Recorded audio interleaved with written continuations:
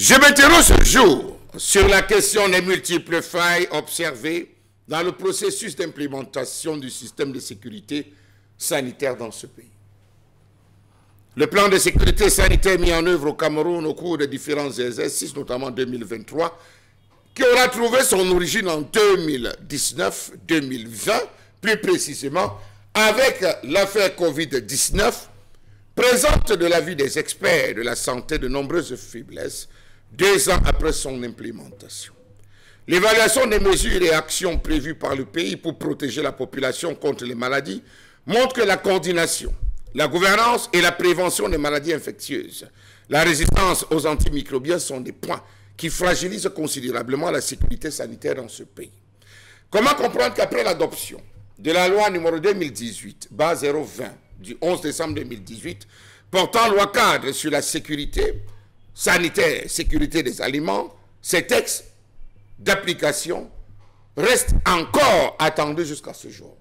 On compte au sein du circuit administratif et législatif près de 17 lois qui attendent patiemment les décrets d'application. Avançons. Savez-vous que le texte ne dispose pas encore, le pays ne dispose pas encore, autant pour moi, d'un document de politique et de stratégie sur la sécurité sanitaire? Comment comprendre que le pays ne dispose pas d'un mécanisme de responsabilisation fonctionnelle pour la coordination et l'intégration des secteurs concernés dans les urgences en matière de santé publique? Comment comprendre que dans le processus d'implantation de ce vaste programme, les organisations de la société civile n'ont pas participé dans les mécanismes de responsabilisation nationaux? Comment comprendre que même les ministères n'ont pas eu à travailler sur les urgences en matière de santé publique en utilisant un outil de suivi trimestriel, pourquoi pas semestriel, au niveau national? Savez-vous qu'en 2023, il n'y a pas eu d'élaboration d'un plan national sur la sécurité sanitaire 2.0 avec la participation active des organisations de la société civile? Le constat est clair. Sur le plan de la coordination et de la gouvernance, les signaux semblent être au rouge au Cameroun. Savez-vous que dans le cadre de la prévention des maladies, la production locale des vaccins figure parmi les points faibles marqués au tableau des faiblesses du système de sécurité sanitaire au Cameroun? Oui, on passe le temps à tout importer. On achète pratiquement tout. Nous n'avons pas un laboratoire de suivi. Nous n'avons pas des équipements ou la logistique nécessaire pour nous-mêmes procéder à la production locale des vaccins. C'est incompréhensible. Selon les résultats de l'étude, le Cameroun ne dispose pas d'une capacité de production locale de vaccins. La plupart des vaccins administrés au pays proviennent de l'extérieur. On s'est rendu compte, on se rappelle, quand il fallait soulever la question des kits d'hémodialyse. Qu'est-ce qu'on n'a pas dit? C'est dans le cargo, les embarcations, ça a été oublié. Vaccin contre la rage, on importe pratiquement tout. À quel niveau on est véritablement souverain? Question.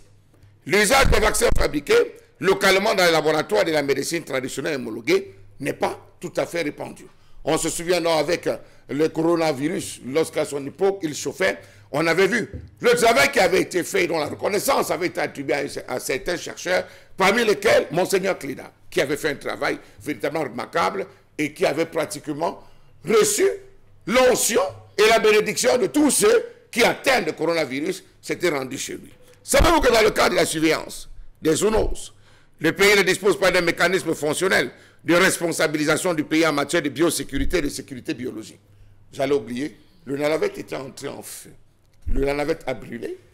Les équipements et la logistique nécessaires sont rentrés dans l'oubli, l'obsolescence. Il faut de l'argent pour relancer le Nunavut, qui effectivement a bâti un travail dans la sous-région.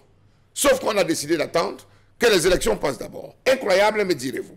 Comment comprendre cela lorsqu'on sait que pour l'exercice 2023, le budget de l'État du Cameroun s'élevait à 6 345,1 milliards de francs CFA, avec 242 milliards de francs CFA comme budget total approuvé pour le secteur de la santé, réparti en 4 sections.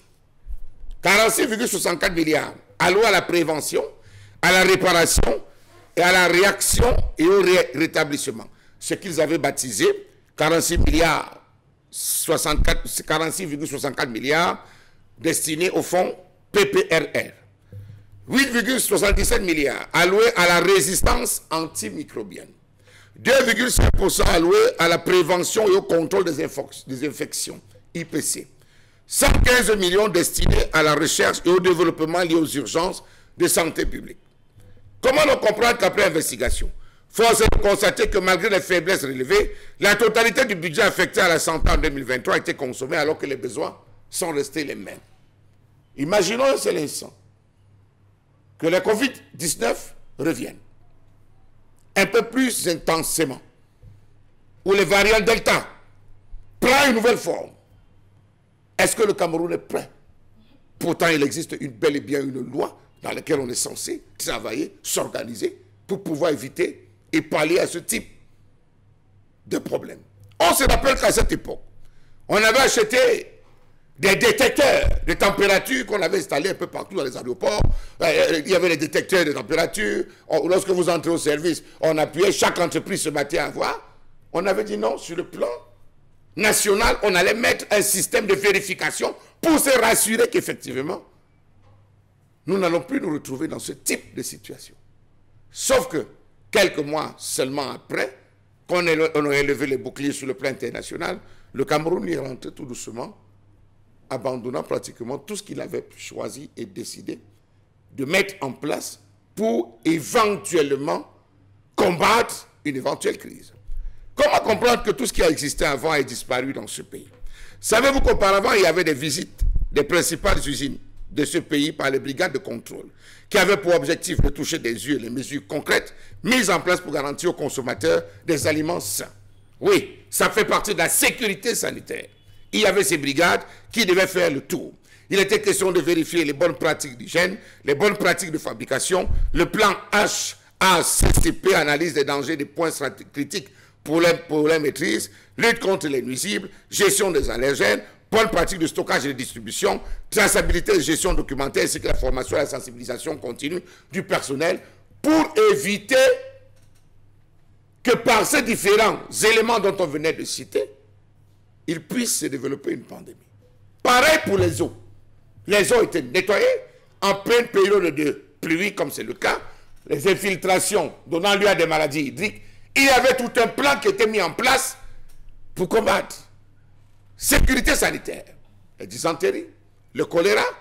Vous allez vous rendre compte qu'à l'heure actuelle, faites un tour dans les différentes formations, c'est grave avec les maladies hydriques. Oui, parce qu'il pleut, les infiltrations aidant, il n'y a pas de système de nettoyage, il n'y a pas de conseil. Que faut-il faire? Sécurité sanitaire au secours.